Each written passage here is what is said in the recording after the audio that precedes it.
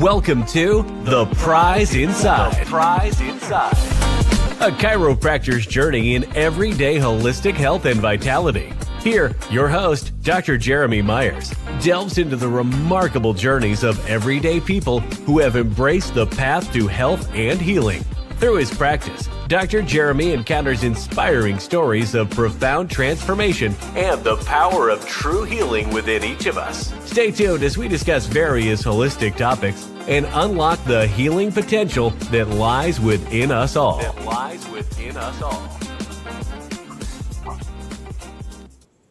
All right, welcome everybody. How's it going tonight on a hot and smoky Wednesday night? In Michigan, we had a little heat wave come through. It looks like, I was looking at the weather. I'm kind of a positive weather guy, so that's what all my staff makes fun of me. Tomorrow is like not in the 90s, so that would be good. Us Michigan people, we melt. We melt very, very much. And we've had a couple weeks of where it was in the 90s. But the problem is we got, I feel bad for my upper north people. I'm seeing the smog. It's kind of missing our area. And if you hear some dogs, man, today was animals don't like Jeremy Day. My kids, they were laughing at me, calling me the chicken whisperer because I was able to put them in the coop very easily. Tonight was not that night. So they're going to wait until after my podcast because I was like, okay, you guys are being little buttheads. So that's always fun. They're starting, I think they're going to start to actually lay some eggs, which is good. They're like the young chickens. We've had a couple issues, like some raccoons, some fox, typical Michigan things. We kind of let them kind of do their thing, our first group of chickens, and some of them got took. And so I've been on a mission. I'm not exactly the farmer guy. I'm trying to learn each time. So I've learned a lot. I got a ton of patients that are. So I've had like a lot of advice on getting rid of raccoons. I had a whole family just hanging out. I put a trail cam near my chicken coop and just to watch, and these little crappy, they're always cute. Like raccoons are always adorable, right? Except for when they're trying to eat your chickens. That's crazy. So that's a new adventure. But I think we got it kind of figured out. The other one that was super interesting, and we just finished the movie. Rachel stumbled across this one called Jerry and Marge Live Large. And for my Michigan people that will pick this up later, this movie is about a couple that worked at Kellogg. The husband worked at the Kellogg factory in my local Battle Creek. The guy grew up in Athens, Michigan. His name, it's a true story based on this guy named Jerry Selby. Well, here's a crazy thing. If my parents are watching, I'm related to the Selbys of Climax. So I thought that was really cool. The genealogy, I'm going to screw it up. It's on my grandmother's side, on my grandmother's side, on my dad's side. And this dude grew up in Athens, Michigan. And I was telling Rachel, like that little town. So Athens, Michigan has some major history. If anybody's heard of Stryker Medical, Homer Stryker, the guy that started that whole thing, was over there as well in that little high school. So I thought that was cool. I'm going to promote it pretty hard right now, but remember it's on, I can't remember, Netflix or something. Very simple, nice movie. It was called Jerry and Marge Live Large. And they figured out, he was a big math whiz, and he had figured out this, and some of you might remember this story actually, but he had figured out a hack on the lottery. So this hack on the lottery was called the game windfall. They got rid of it in Michigan, And then he figured it out in Michigan. And then the only other state that had this certain game in the lottery was Massachusetts. So he would drive to Massachusetts from Michigan, play, and then he created like a investment fund. It was a really cool movie. I won't spoil too much of it because that was pretty awesome. So remember that one. Jerry and Marge live large, and we just found it, and it was like so good. And it had a lot of good actors in it. Dwight from The Office, quite a few different guys. The guy from Breaking Bad, he was in there as well. So yeah, a lot of good actors in there as well. So welcome tonight to Whole Health Weekly. I got some great articles to go into. This is episode 75 on Wednesday night. A little reminder, next Wednesday, I'm not going to be on. I'm going to probably make it on Tuesday night. I have a cheese making live video that from my fermentation school. If you guys remember Kirsten Shockey, she was the kind of creator of the website called the Fermentation School, and they are putting on a cheese making live webinar, which I thought was really, really cool. Hopefully, if you guys are interested, let me know and I'll try to get the link because it's free. And you can see some of the other creators on that fermentation school. So with that said, don't forget, get on my newsletter, Tribe1, TRIB1.substack.com. The newsletter comes out. It's transcript that I take AI and make it a beautiful newsletter. So if you miss an article when you want to go back, you can go back there. It's also the place I send emails to for, notifications when we go live. And now I'm going live on it. So you could actually just get on the Substack app. The Substack is totally free. It's just a nice place for communication between me and you. Not only is you put your email in, you can actually, do questions and all those kind of things and message in between, which is really cool. So tribe1.substack.com. Also, remember to subscribe on Rumble, right? So the Rumble app, it's another free app for video. And you can subscribe to my channel. It's called The Prize Inside, A Chiropractor's Journey on Rumble.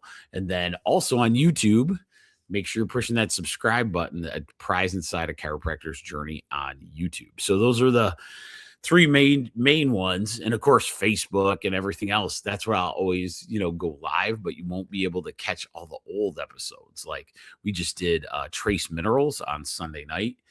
That was pretty good. It was full with some good stuff in there. So tonight is all about the newest articles that are out there and the latest trending stuff. And then we go into that, and then we go into major holistic articles that are out. And I found a bunch of them, so it'll be good. All right.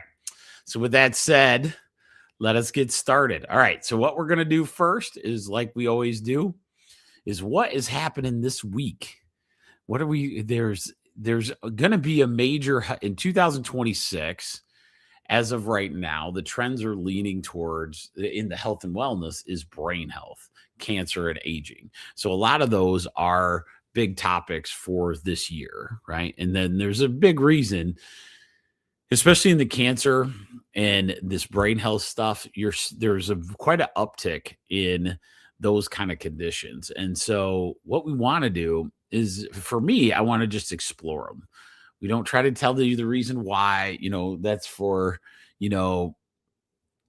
us to figure out as we go, right? But if we can find the key aspects to it, it will be great. So I'm going to start with one of the first ones is out of this website called Science Daily, and it's about Alzheimer's. Okay. So this article is called "The Hidden Skeleton Gatekeeper Inside Brain Cells Could Help Fight Alzheimer's." It was just released today. Okay. All right. So this is out of Penn State University.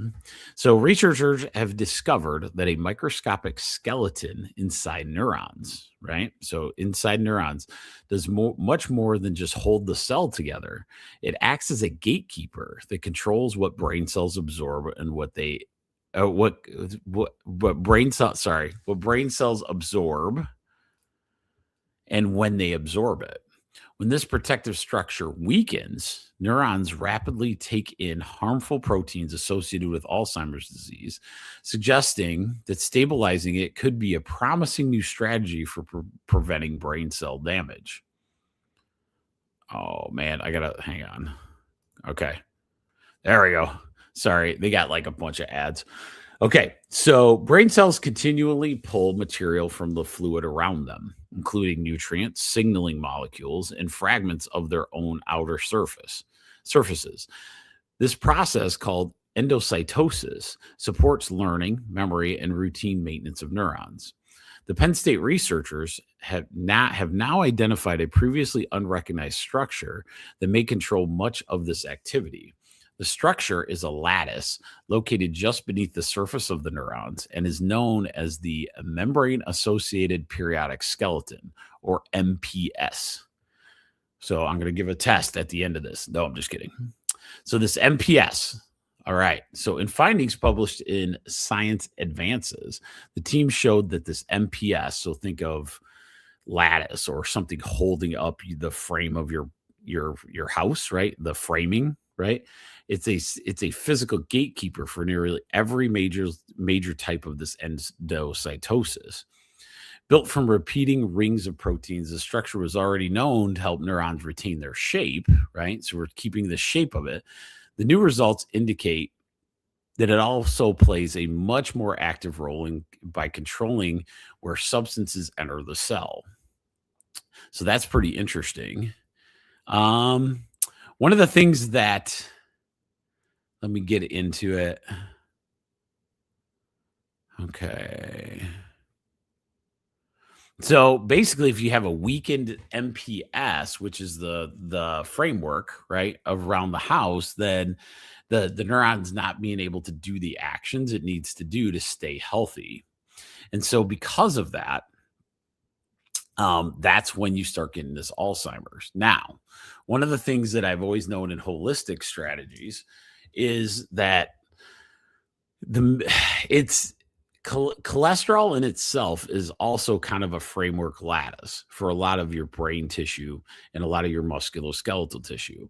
Sometimes this cholesterol, when placed in the right positions of your body, is a huge value to what you do. That's why they don't have, they don't want your cholesterol number to be zero, right? You want to have some of it. And so one of the things that you want to watch all the time is, now I don't know what the MPS is going to be, but in my brain, I'm thinking, okay, that means we got to watch our cholesterol in the sense of, yes, a high cholesterol could be a major issue too, but also a very low one. So it's one of those things in holistic, maybe just watching that number and making sure that we have a good number would be worth it. So I thought that was a pretty cool thing, that the skeletal structure, the thing that's holding that neuron together, is a big deal. Like, and it's possibly causing Alzheimer's issues if it starts to break down. So that is where I'm looking in. Yeah, it doesn't give a great. Yeah, sometimes that's what the hard part about research is because it's not. It suggests they found the thing, right? The MPS, but they haven't given exactly like, oh, how do you help that, right? So that article, but just understand that it makes sense if the structure. So your brain is a lot of cholesterol too, right? So all of those things need to keep that structural integrity, or else it just starts to essentially wither, right? So we don't want to do that. And so that is a good article for that. Thought there would be a little bit. This one was cool. I really like this one, especially for my older population, because sometimes we don't do this anymore. So going to museums, movies, and theaters may help your body stay younger. All right. So we're going to read this one. This one's out of the BMJ group. And this is from Science Daily as well. So regular trips to museums, theaters, and cinemas may help your body stay biologically younger, according to a new study. So it is, researchers found that older adults who regularly participated in cultural activities tended to have bodies that functioned like those of people about 3 years younger.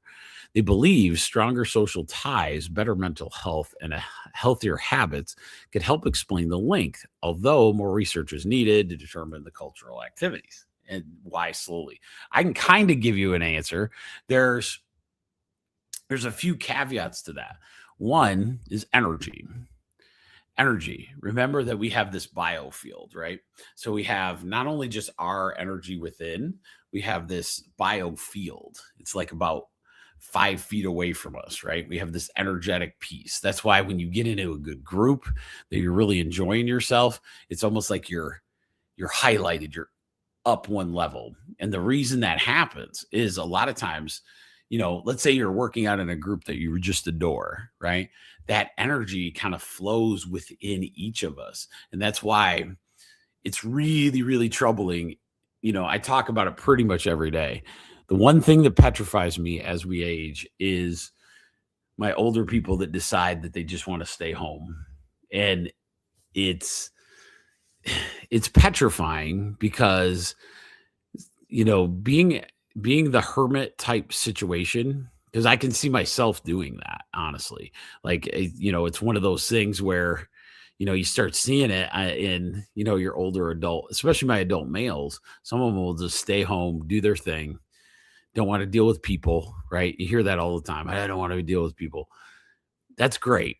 But one of the problems with that is that you take away that energy. We are nodes on this great big universal intelligence, right? And all of our innate intelligence work better.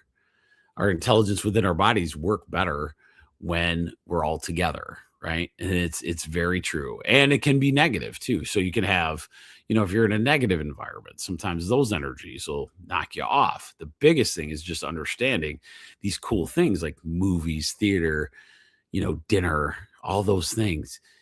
You get a different energy to you, and it's worth it. So a lot of times it makes total sense that the study would say, hey, people that do that on a regular basis would be like 3 years younger, right? So and I see it. I see it in my line dancing groups. I see it in near me. There's this place called the Barn Theater that's fantastic. Lots of good info. I got a funny story on the Barn Theater, but maybe today would be a good day to do that. Okay, so one of my buddies, if you ever want to look up a movie itself, so one of my friends is a movie producer. He went out to California, and now he didn't make it into the big time, but he still loves producing movies. And so one of them, if you look it on Amazon, it's called The Haunting Encounter, right? And he's had a couple of them. One's called Raunch and Roll. It's not what you think. It's not that bad. But but it was super interesting. So one time he needed to borrow an office, a doctor's office for a shot or a few videos. So he asked me, and I was like, yeah, after work we could do that. So he borrows my office, and in the office he does a few scenes here and there, no big deal. So he's like, thank you so much. He left me a screenplay, all this stuff. Right. And so we go through, and one of my and it's a little more risque movie than than some would go to. Right. So it's a little risque. I have no idea. I'm just letting him borrow my office. But at the very end of this it's not what you're thinking. It's not like that's real bad, but risque for a regular movie. Okay. So at the very end of this movie is our logo at Myers Chiropractic, like huge. Right. So one of my patients comes, and he kind of awkwardly asked me a question. He's like, hey, do you sponsor the Barn Theater? I go, no, it's kind of like out of the way. We don't sponsor that. He's like, do you sponsor movies? And this is like a year later. I go, why? I don't think so. He's like, your logo was huge on the screen, and it was at the Barn Theater. I'm like, how's that possible? And then my brain goes, oh my goodness. I go, oh, how bad? I'll go, was it a good movie? He goes, it's a fantastic movie. there's a couple nudie scenes. That's about all there was in there. But at the same time, it was really cool. Freaked me out a little bit at first. I thought I was sponsoring something a little more risque than I should have. I called him. I go, especially with the title Raunch and Roll. That was crazy. So anyway, so shout out to Phil. Remember that too. We got some great talent around here, man. I tell you what. So especially after watching that movie, Jerry and Marge living large. I thought that was fantastic. Okay. So remember that going to movies, museums, all that stuff will make you a little younger. All right. This one is the one I wanted to get to before we get to Dr. Mercola's stuff. So this one is this is from Science Daily as well. This is very key to understanding. Okay. This is a very big one. This is July 13th out of the University of Bristol. Exercise doesn't just strengthen the heart, it rewires it. Okay. So exercise doesn't just make the heart stronger, it also rewires the nerves that regulate it. A discovery that could pave the way for more personalized treatments for common heart conditions such as arrhythmia and angina. Regular exercise may benefit the heart in a way scientists are only beginning to understand. Beyond improving cardiovascular fitness, new research suggests that moderate aerobic exercise reshapes the nerves that regulate the heart. The findings could eventually help doctors develop more precise treatment for common heart conditions. Researchers from the University of Bristol, in this is the United Kingdom, found for the first time that regular aerobic exercise, right? So like running, anything with oxygen, that's what aerobic means, changes the heart's controlling nerves differently on the left and the right side of the bodies. And this was the study published in the Autonomic Neuroscience, uncovered a striking left-right difference that may one day improve treatment strategies for irregular heartbeats, such as chest pain, angina, and stress-induced broken heart syndrome, which is kind of like an arrhythmia. If you've heard, a lot of people have had those before. Here's a good quote from the doctor. The lead doctor on the study was Augusto Coppi. He's the senior lecturer in veterinary anatomy at the University of Bristol. Said the discovery points to a previously held or hidden left-right pattern in the body's autopilot system that helps run the heart. These nerve clusters act like the heart's dimmer switch, and we've shown that regular moderate exercise remodels that switch in a side-specific way. This could help explain why some treatments work better on one side than the other, and in the future help doctors target therapies more precisely and effective. So I believe that would be a key factor in understanding where aerobic comes from, because I see it with arrhythmias. So, like, I'm not a heart expert, never claimed to be. One of the things is you can see a lifestyle change when people start having heart problems. Okay, once so think about your life changes. Okay, so some of us were, let's say, high school athletes. Your heart's working at a certain level. Now we have a desk job. That's a big difference in heart patterning, right?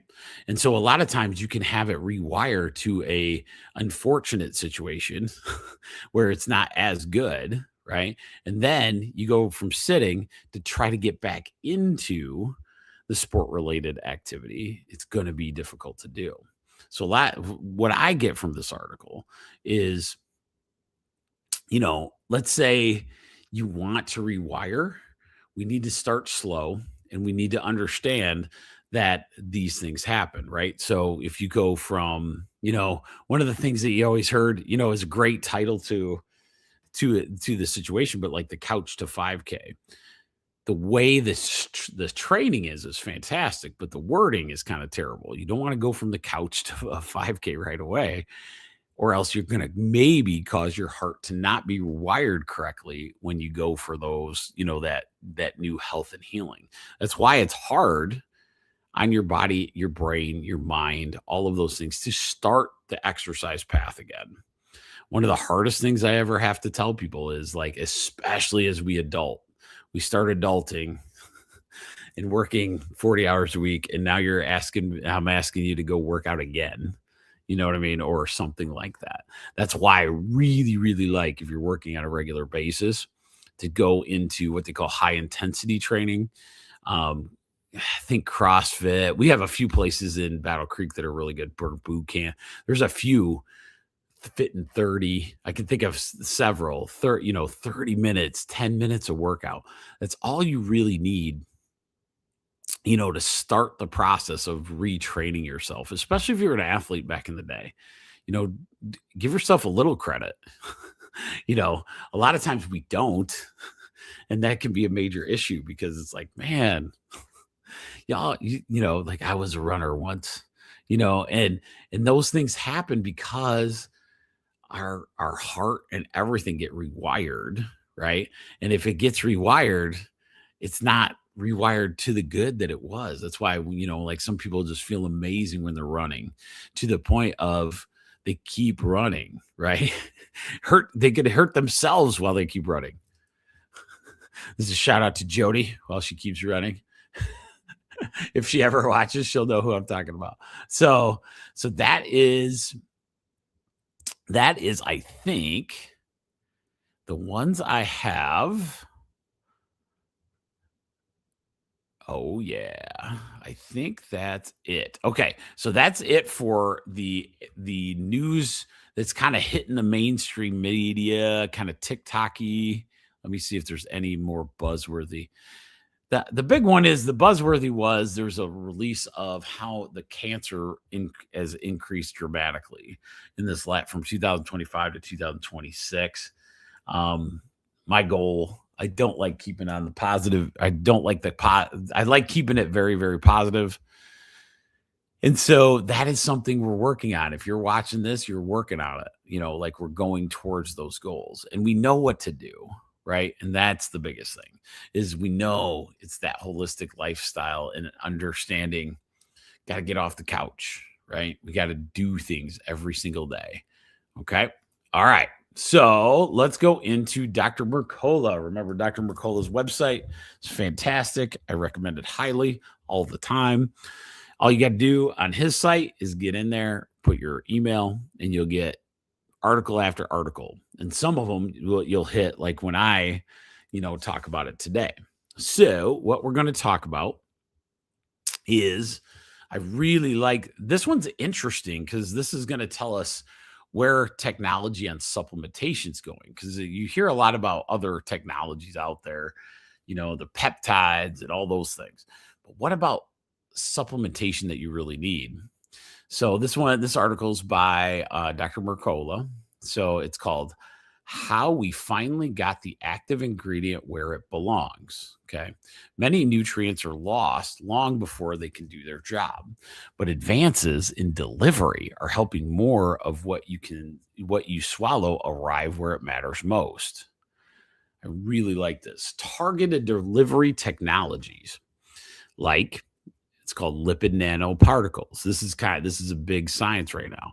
Lipid nanoparticles, liposomes. So lipid is fat. Okay. So these are like fat cells. So lipid nanoparticles, liposomes, and what they call microencapsulation can solve the absorption problem by protecting an active compound and carrying it across the barriers that would normally destroy it or block its absorption. And these are not fringe ideas.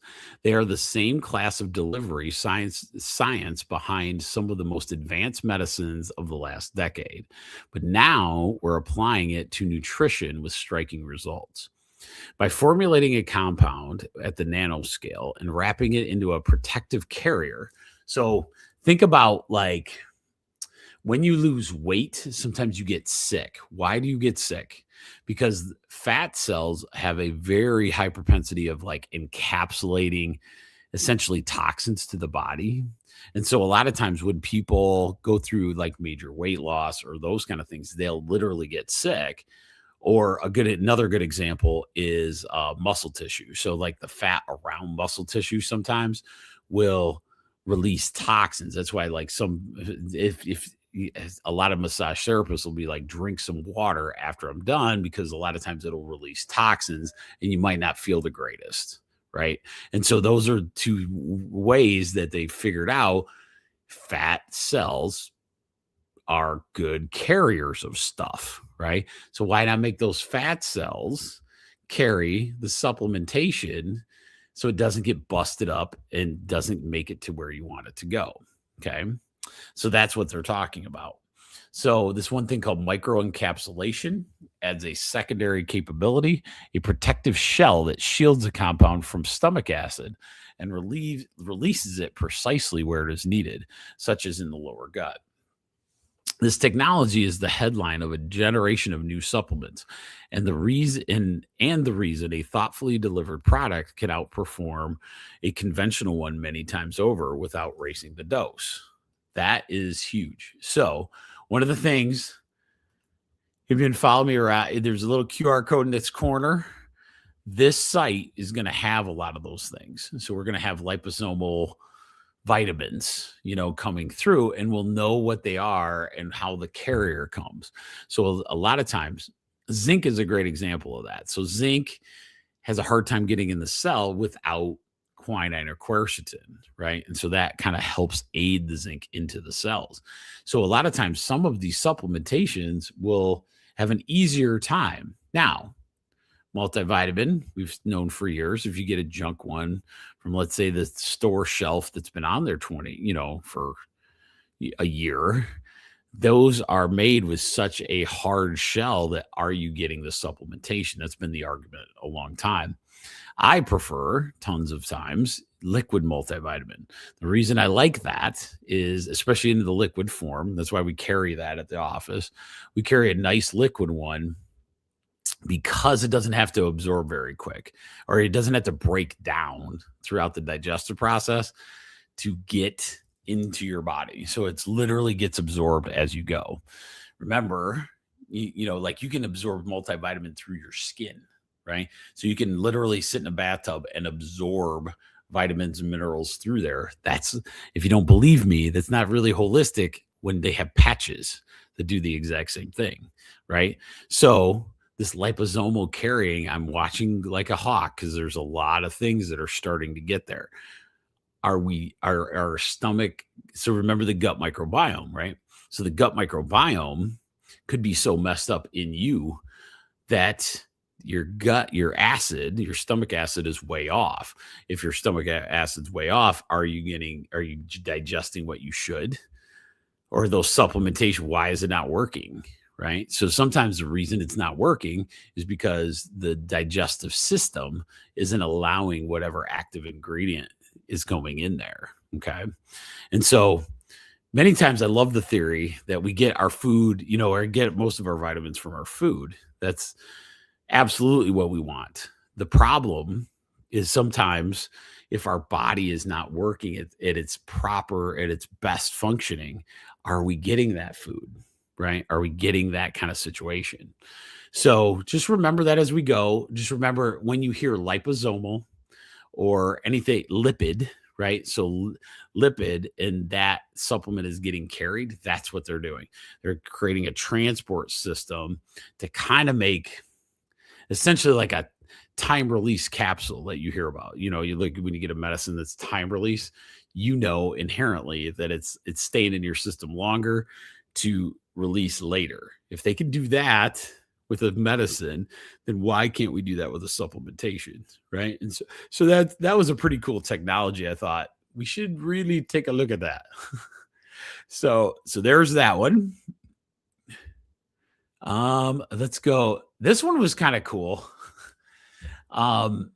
Interesting. I've never tried this, but this was an article. This was a study. This is a study that this ancient remedy may outperform modern eye drops. So research, and this is an article by Dr. Mercola. Researchers found an ancient natural ingredient eased irritation, redness, and visual discomfort far more than conventional lubricating drops after cataract surgery. So, if you know somebody with after cataract, this might be a better answer. And this is a study that just came out. So, Manuka honey eye drops, Manuka, I'm sorry, Manuka honey eye drops reduced eye symptoms or reduced dry eye symptoms after cataract surgery more effectively than standard artificial tears, with patients reporting notable improvements in irritation, redness, and visual comfort within a month. Researchers found that people using Manuka honey improved their dry eye symptom scores by 27.3 points on average compared to 4.3 in the conventional eye drop group. Unlike standard lubricating drops that mainly add moisture, Manuka honey appears to calm inflammation, support tissue repair, and protect the eye's surface from microbial stress at the same time. So, this honey has some herbal qualities to it. Dry eye after cataract surgery is often associated with burning, gritty sensations, blurry vision, light sensitivity, and trouble using screens. These symptoms sometimes linger for months if the underlying inflammation isn't addressed. Yeah, so that those pieces of that, maybe if you have trouble with dry eyes in general, maybe try Manuka eye drops, Manuka honey eye drops. That'll be one you haven't heard of before. I like those ones. And then, all right, let's go to. Oh, this one's pretty good for what we kind of went through this week. How hot is too hot? This is by Dr. Joseph Mercola. And I'm going to have to bolt a little early, guys, tonight. I apologize. I got to get these chickens in before the sun goes down at night. But so I'm going to do 2 more articles tonight, and then I will see you probably Tuesday night next week. But how hot is this one's by Dr. Mercola. How hot is too hot? Here's what to consider when exercising in the heat. Headaches, dizziness, unusual fatigue, and muscle cramps often appear well before a heat emergency develops, giving you a brief window to act before routine summer workouts turn risky. And I'll give you a little experiment on this because I do this. There is no single temperature that automatically makes exercise unsafe because humidity, direct sunlight, and airflow often influence heat stress as much as the temperature itself. So, not only, it could, unfortunately, it's weird, but it literally could be a dry heat versus a humid heat, and that can make a huge difference. Your body maintains a core temperature of 98.6 degrees, but exercise and hot weather together increase that heat production, raising the risk of heat-related illness when heat builds up faster than your body can release it. Early warning signs such as headaches, dizziness, muscle cramps, weakness, and unusual fatigue often appear before heat emergency develops, giving you an opportunity to cool down and recover before the situation becomes dangerous. Most people adapt to exercise in hot weather within about 4 to 14 days, making gradual increases in workout duration and intensity one of the most effective ways to improve heat tolerance. This is what I would recommend. Just what they said. Take when you know it's going to be hot. So this is going to take some preparation. But if you know it's going to be hot outside, I work out in a barn that doesn't have, cool air or any of that stuff.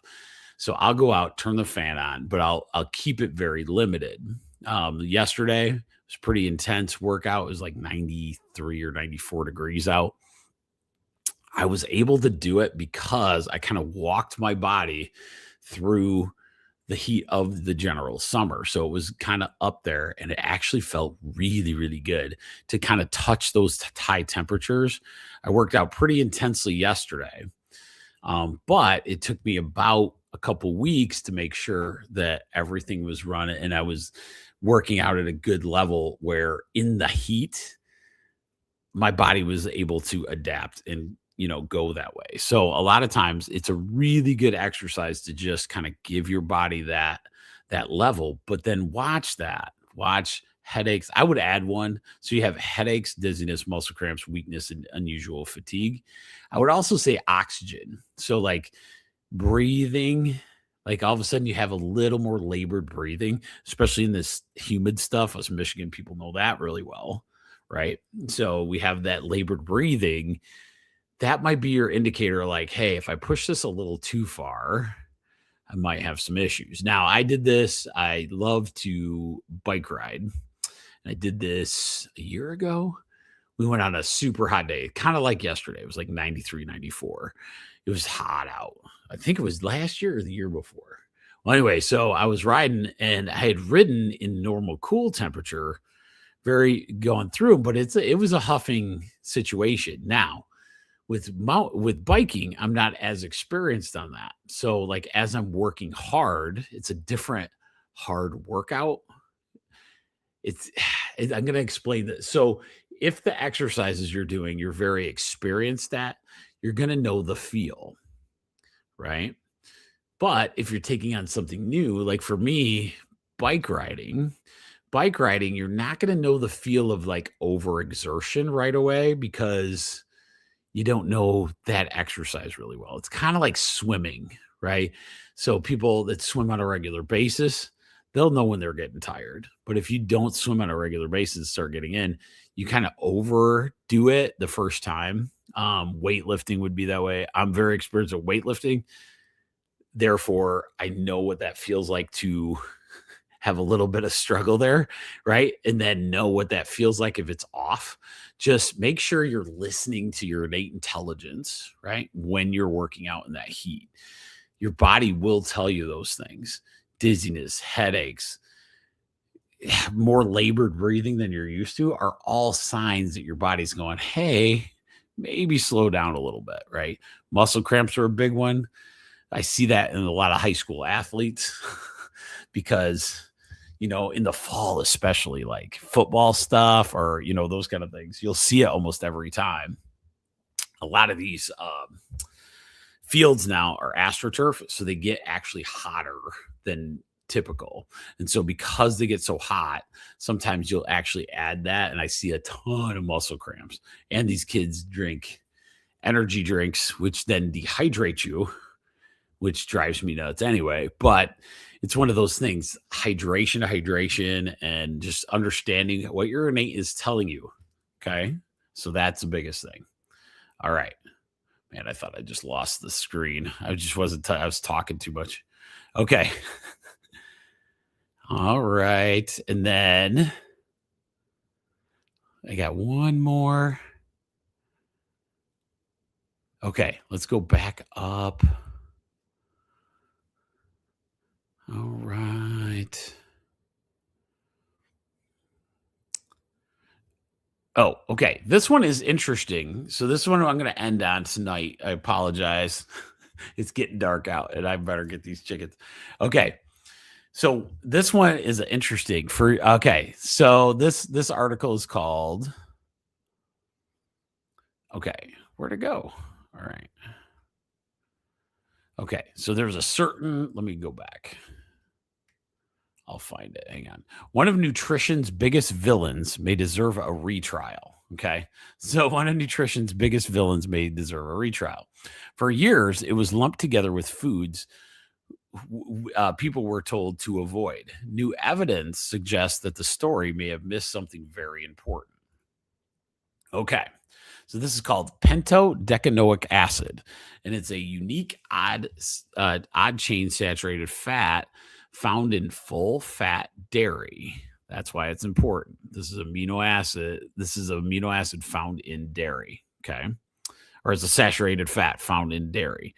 And this is in raw and grass-fed sources, certain fish, and select plants. Emerging research suggests that it may support fat metabolism and energy balance through partial receptor activation, with preclinical findings pointing to a different safety profile than the single target pharmaceutical agents studied in the same pathways. Laboratory studies suggest that this saturated fat found in raw and grass-fed dairy fish, and select plants. Okay. So this saturated fat may engage some of the same molecular pathways activated by calorie restriction and exercise, including effects on fat oxidation, insulin signaling, and autophagy. Preclinical work suggests that this may help stabilize cellular structures, influence protein clearance pathways studied in neurodegenerative disease research, and has shown to chemosensitizing effects in some cancer cells experiments. This is why dairy is going to make a comeback in the raw and like less pasteurized area. Mark my words. We're probably like 2-3 months. I'm way ahead of the game on this one. We're going to see this as a viral trend. I'm guessing because there's so much benefits to, dairy in general. And this was one of those things, very similar to eggs, right? So eggs got this bad rap. They said it caused cholesterol problems, all these things. And then we found out the vital nutrients that we weren't getting, like B1, B2, a lot of good stuff comes out of your eggs. And because of that, then it was a forgiving thing. And then we went back to eating, especially farm raised eggs, right? So if you can get your hands on some grass fed beef, some grass fed dairy, milk, those kind of things, you're going to be better off. It looks like from the studies that are there that used to be an enemy, right? It's like, ooh, it's bad for you. It's really hard because most stuff that's natural is not going to be bad. I promise you. So, like, if it's coming from nature, innate intelligence knows what it does. If it comes from a lab, it's not going to know very well. so that's the biggest issue tonight. But so I appreciate you guys. Give me patience. I'm looking at the stars. We're getting there. It's a little dusky out there, so I'm gonna go get these chickens. Come visit me on Sunday night at 8:30. I think we're talking about a condition, so I'm not sure what we're gonna have. Each Sunday night we talk about a thought, a toxin, or a trauma, right? And last week was about trace minerals. This week we'll kind of focus in on things you can do for some condition that we'll pick. And so hopefully you enjoy that. With that said, guys, you guys enjoy your night. Have a fun week this week. Hopefully it'll start raining and grow our garden a little quicker. I was getting very made fun of this week. My biochar hasn't grown. Well, I'll get into what biochar is, but it looks like charcoal I put on the garden. Hasn't exploded like I thought. Maybe next year. Maybe next year's the year. But with that said, you guys have a great night and be a better animal wrangler than I am. Tonight was not my night. So with that said, see you Sunday. Don't forget, tribe1, TRIB1.substack.com. Have a good one.